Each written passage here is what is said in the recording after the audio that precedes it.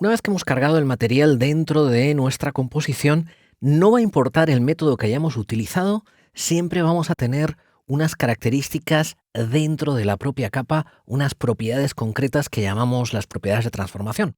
Fijaros que si despliego el triangulito que tenemos al lado del nombre de nuestra fotografía, le voy a dar clic al triangulito, aparece la categoría de transformar. Y si despliego la categoría de transformar, nos vamos a encontrar que cualquier imagen, sin importar, esto es una imagen estática, pero no nos va a importar que sea una imagen estática, no nos va a importar la extensión que tenga esa imagen estática, tampoco nos va a importar que sea un vídeo. Es decir, cualquier material que sea visible en vuestra composición, cuando digo visible no me refiero a que sea visible en el timeline, sino que sea visible en la ventana de visualización de composición, va a tener siempre la categoría de transformar y dentro de la categoría de transformar va a tener estas propiedades que estáis viendo. Por un lado, el punto de anclaje, que es el centro de la capa por defecto y que se ve de manera visual en la propia composición. Fijaros, es ese punto que estáis viendo ahí, que parece un punto de mira. Si nos acercamos un poco con el zoom, ahí lo tenéis, ese punto es el punto de anclaje. Vamos a ver ahora, en breve, que va a afectar a la posición, a la escala y a la rotación. Después tenemos la posición, que obviamente es la posición relativa de la capa dentro de la composición. La escala, que es el tamaño que tiene la capa en la composición, la rotación, que es obviamente cómo está rotada la capa dentro de la composición, y la opacidad. Por defecto, cuando arrastramos un archivo a nuestra ventana de composición, va a tener los valores por defecto que estáis viendo. Quiero decir que el punto de anclaje va a estar en el centro siempre de la capa, que la posición va a estar siempre en el centro de la composición, que la escala va a estar siempre al 100% y que la rotación va a estar siempre en 0 grados. Opacidad, por supuesto, al 100%. Vamos a ver cómo podemos hacer modificaciones en estas propiedades y vamos a ver que esas modificaciones las vamos a poder hacer de dos maneras.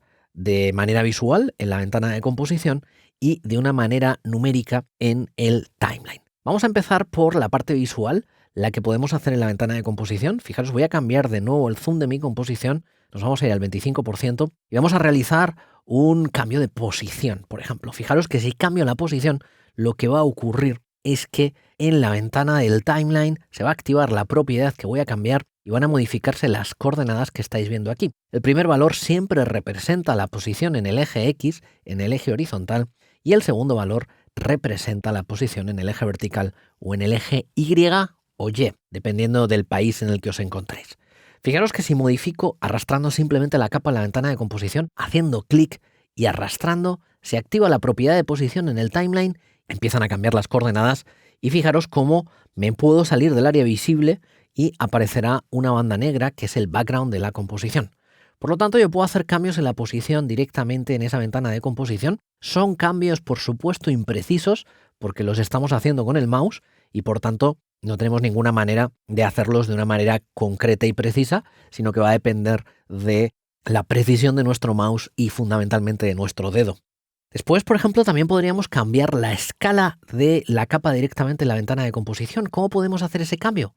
Pues podéis iros a cualquiera de las esquinas o los laterales de vuestra capa. Si os vais a cualquiera de las esquinas o los laterales y hacéis clic y arrastráis, enseguida vais a empezar que se producen cambios en la escala, que la propiedad de escala se activa en el timeline y que, como veis, podéis hacer cambios que deforman nuestro material. Si no queréis que se produzca deformación, una vez habéis hecho clic, y esto es muy importante, primero hay que hacer clic y después hay que pulsar Shift, las mayúsculas temporales, veréis que las proporciones se restringen y por tanto ya podemos escalar la capa sin que se deforme. Esto sería por tanto también una escala realizada de manera visual. Nosotros no vamos a poder hacer un cambio de rotación directamente con la herramienta de selección seleccionada, valga la redundancia. Fijaros que cuando nos ponemos encima de la herramienta de selección aparece un tip, un truco que nos dice que se llama la herramienta de selección y entre paréntesis nos pone una letra que es el shortcut, es el atajo de teclado. Eso significa que siempre que pulséis la V se va a seleccionar automáticamente la herramienta de selección. Como os comentaba, con la herramienta de selección no vamos a poder rotar la capa directamente. Vamos a tener que irnos a la parte de las herramientas de la aplicación que tenemos en esta parte superior izquierda y vamos a tener que seleccionar esa herramienta que estáis viendo ahí, que es la herramienta de rotación, o W, dependiendo del país de nuevo donde estéis, es el shortcut, es el atajo de teclado que nos va a permitir rotar directamente nuestra capa en la ventana de composición. Veis que automáticamente se activa la rotación y estamos haciendo la rotación. Rotación tiene dos valores. Veis que hay un primer valor que son vueltas y un segundo valor que son grados de vuelta. Eso significa que si yo roto mucho la capa, cuando llegue a 360, lo que va a ocurrir en estos valores es que este va a pasar a 0 y este va a pasar a 1, lo que indica que hemos dado una vuelta completa y que a esa vuelta ahora empezamos a añadirle nuevos grados. Así que voy a volver a dejar la capa sin rotación. Ahí lo tenéis. Otra de las cosas que no vamos a poder hacer directamente es cambiar el punto de anclaje. Fijaros que si yo tengo la herramienta de selección activa y me pongo en el centro y arrastro, no puedo cambiar directamente el punto de anclaje. Lo que va a ocurrir es que vamos a necesitar seleccionar una herramienta que nos permita hacer el cambio de punto de anclaje. ¿Cuál es esta herramienta? Bueno, pues es la herramienta que tenéis ahí en la parte superior que se llama herramienta panorámica trasera punto de anclaje y que, como veis, tiene el atajo de teclado Y o Y.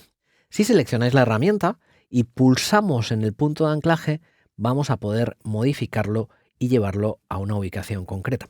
Tengo que deciros que cuando modificáis el punto de anclaje vais a afectar a la propiedad de posición, vais a afectar a la propiedad de escala y vais a afectar también a la propiedad de rotación. Fijaros que si yo ahora escalo la capa, no se escala de la misma manera que antes, porque se está encogiendo hacia ese punto de anclaje y está creciendo desde ese punto de anclaje. Si yo utilizo la herramienta de rotación, no va a rotar de la misma manera que antes, puesto que utiliza el punto de anclaje como punto de centro de rotación. Y los valores de posición también van a cambiar en base a la ubicación en la que se encuentre nuestro punto de anclaje. Bueno, pues ya habéis visto cómo podemos actuar directamente en la ventana de composición sobre cualquiera de las propiedades de transformación que os acabo de mencionar, sobre el punto de anclaje, sobre la posición, sobre la escala o sobre la rotación. De la única manera, a la única propiedad a la que no vamos a poder actuar directamente con ninguna herramienta va a ser a la opacidad, donde mayoritariamente hacemos los cambios directamente en el timeline y que por supuesto van a afectar a la transparencia de la capa.